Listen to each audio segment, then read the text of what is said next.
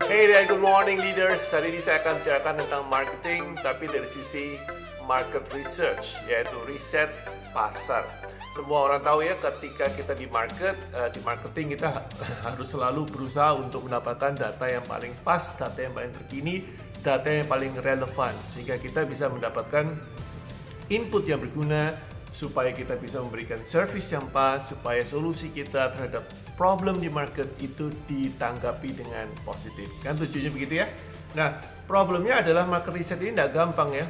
Jadi kalau kita banyak lihat beberapa panduan market research itu cukup detail, cukup dalam dan cukup tebal gitu ya. Dan ini membuat banyak pengusaha-pengusaha akhirnya males melakukan riset, atau kalau kita punya dana kita akan menghibahkan atau meminta orang lain untuk melakukan riset untuk kita, which is quite good ya. Jadi kalau teman-teman punya koneksi, kita punya relasi kepada beberapa periset yang freelance maupun yang profesional, yang punya lembaga firma, Anda bisa gunakan jasa itu. Banyak banget sekarang ya market research yang bisa Anda hubungi untuk membantu Anda menemukan what is the market, apa market yang Anda ingin serve, apa problem yang mereka punya, dan apa yang solusi yang Anda mau berikan kepada mereka. Oke, but in general para pengusaha terutama yang masih startup, masih baru merintis, ini kesulitan sekali untuk mendapatkan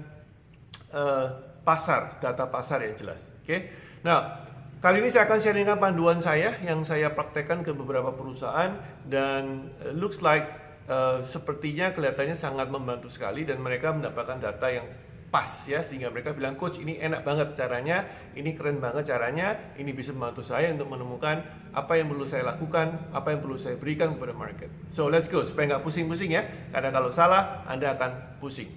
Ada sekitar 6 poin yang saya mau sharingkan yang perlu Anda hati-hati. Ini adalah poin-poin yang saya sederhanakan, saya simplify sedemikian rupa sehingga Anda bisa mengikuti, Anda bisa praktekkan langsung. Oke? Yang pertama yaitu adalah yang saya bilang namanya objektif.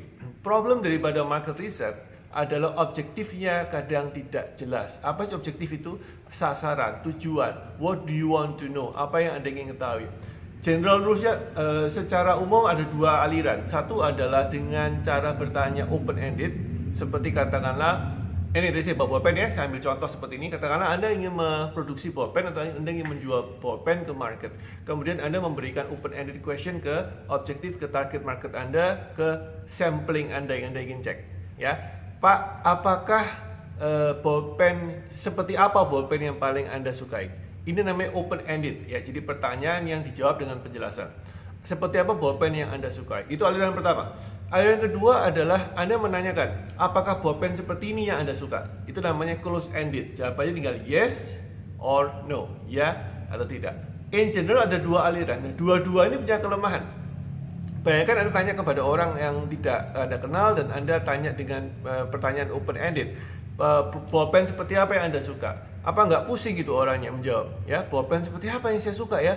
Bolpen ya bolpen gitu ya. Mau ngapain lagi gitu ya? Apalagi kalau Anda jual produk-produk yang sangat komoditas ya, seperti sepatu, seperti sabuk, itu masih bisa dijelasin dari fashionnya. Tapi kalau ya bolpen lah paling gampang, ini kan susah banget ya. Bolpen ya bolpen, mau diapain lagi? Kecuali ada bolpennya mewah, ada gold plated, ada diamondnya, whatever yang membuat mereka menjadi unik. Nah, problem kedua dari pertanyaan yang berikut yang close-ended adalah bolpen seperti ini Anda suka apa tidak? Kalaupun jawabannya yes, kemudian Anda langsung menyimpulkan berarti bolpen ini yang dimauin market. Ini juga ngawur. Kadang-kadang mereka bilang yes itu karena apa? Ya daripada bolpen yang lain ini paling enak, tapi bukan itu yang saya mau. So gimana caranya kita menanyakan? Objektif ini kita bagi jadi beberapa macam tergantung produknya. Katakanlah bolpen ini, Anda bisa tanya, dibandingkan Anda tanya open-ended atau close-ended, Anda kasih yaitu namanya variabel. Variabel itu seperti ini. Pak, ada 3 jenis bolpen, ada 4 jenis bolpen berdasarkan genggamannya, pegangannya. Mana yang Bapak paling suka genggamannya? Bolpen ini, bolpen ini, bolpen ini, bolpen ini. Satu pertanyaannya. Kedua adalah dari kelancaran menulisnya, bolpen merek apa yang Bapak suka? Bolpen ini, bolpen ini, bolpen ini, bolpen ini. Jadi ada beberapa. Dari sisi beratnya, misalkan contoh ini saya ngawur ya supaya ada paham poin saya. Bolpen mana yang Anda suka? Dari sini, dari sini, dari sini. Jadi ada pilihan yang mengerucutkan mereka, membuat kita paham dari fitur yang kita ingin tahu mana yang paling ideal untuk market kita. Ya, semoga jelas ya. Jadi pertama, objektif itu bukan open atau close-ended question, tapi options, sehingga mereka bisa menjawab. Dan optionnya jangan cuma satu topik, ada beberapa layer topik. Dari berat, dari genggaman, dari kelancarannya, dari warnanya. Kalau makanan dari packagingnya, dari cita rasanya, dari sambalnya pedas apa tidak, dari volumenya, and so on and so on. So, make sure you research the market dengan objektif seperti itu, yang kita namanya layered. Bahasa saya adalah layered atau berlayer-layer. Dan ada pilihannya. Oke, itu yang pertama. Jadi pastikan Anda punya objektif. Yang kedua adalah responden. Nah, ini penting banget ya. Banyak orang melakukan riset market dengan responden itu berarti yang ditanyain, itu yang keliru. Saya ambil contoh gini. Kalau Anda jual permen dan permennya untuk anak kecil, siapa yang Anda survei? Anak kecilnya, anaknya, atau orang tuanya? Anda jual permen, mana yang Anda survei? Anaknya yang jadi usernya, konsumernya, atau yang beli orang tuanya. Nah, banyak orang bilang, oh ya saya survei yang beli. Enggak dong, Anda survei anak kecilnya, karena usernya anak kecil.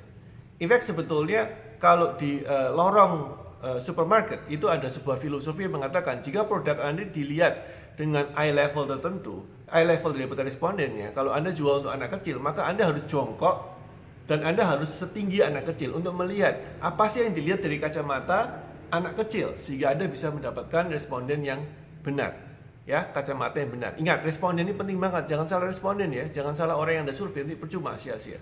Itu yang kedua ya, tergantung produk Anda. Ini panjang penjelasannya, of course saya tidak bisa ambil contoh beberapa banyak, tapi tergantung apa yang Anda jual.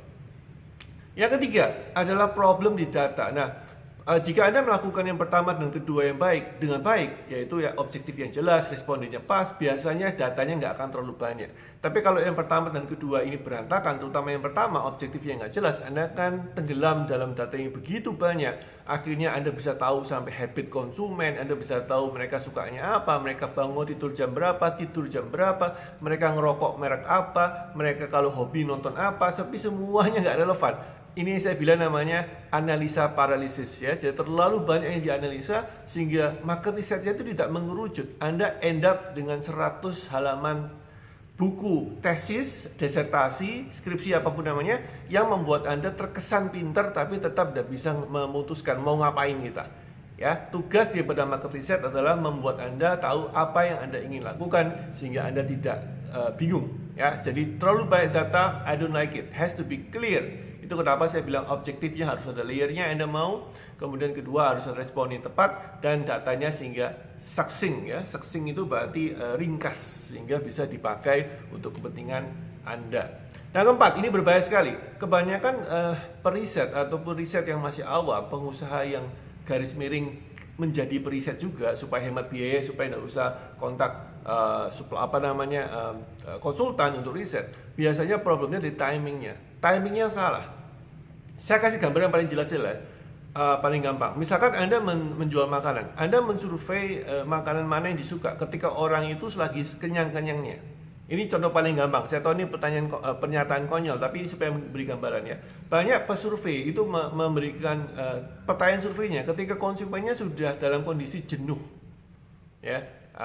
Sudah makan, sudah kenyang, Anda tanya, makanan apa yang Anda paling suka? Jawabannya apa?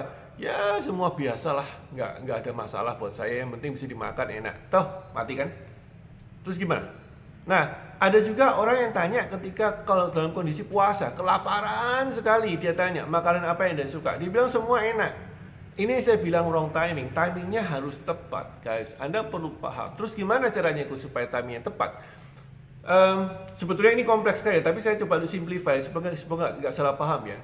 Anda menggunakan sosial media ini membantu sekali. Misalkan saya melakukan riset akhir-akhir ini tentang apa yang ingin saya memberikan konten. Misalkan saya buat 3 pilihan kan. Konten pertama adalah apakah konten berhubungan dengan sales, kedua adalah apakah berhubungan dengan SOP atau sistem, yang ketiga berhubungan dengan HRD atau budaya kerja. Ada 3, sales, SOP atau sistem, dan budaya kerja. Kepada siapa saya tanya supaya timingnya tepat? Biasanya saya pemilih top hashtag yang berhubungan dengan bisnis. Dan saya lihat teman-teman atau pengusaha-pengusaha yang memang aktif tanya dalam waktu rentang 1-2 hari terakhir tentang bisnisnya, tentang salesnya, tentang timnya, segala macam. Dari sana baru kemudian saya akan tanya, Kak, boleh saya tahu, mungkin teman-teman yang lihat ini pernah dapat survei saya ya. Kak, boleh saya tahu dari 3 ini, sales, SOP, dan HRD, mana yang Anda pilih untuk saya berikan lebih banyak di konten saya? Nah, ini adalah timingnya. Saya memilih timing yang tepat dengan memilih top hashtag yang berhubungan dengan bisnis. Kemudian saya cari mereka yang paling top komen dan paling sering komennya.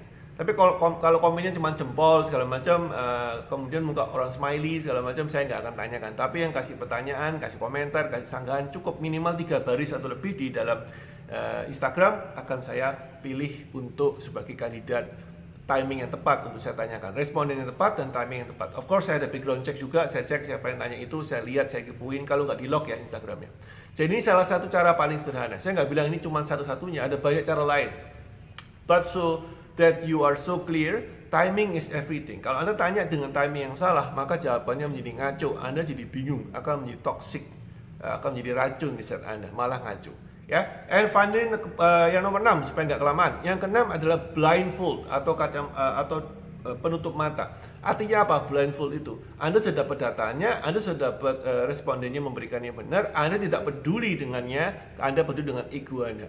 Responden saya nggak ngerti sih, mereka maunya apa. Saya ini balik ke pulpen lagi ya. Saya bikin pulpen ini paling keren, paling enak. Udahlah ini aja dijalankan. Ini yang saya bilang konyol. Kalau Anda memang dari awal tidak mau mendengarkan market, ya sudah jangan riset sekalian, ngabisin uang, ngabisin waktu, ngabisin tenaga. Guys, itu 6 tadi ya, perhatikan ya.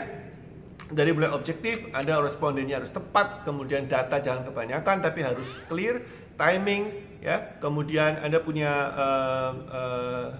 5 ya. Jadi objektif, kemudian Anda punya responden yang tepat, kemudian ada data jangan kebanyakan, kemudian Anda punya timing harus pas, dan kemudian jangan menggunakan konsep blindfold ya.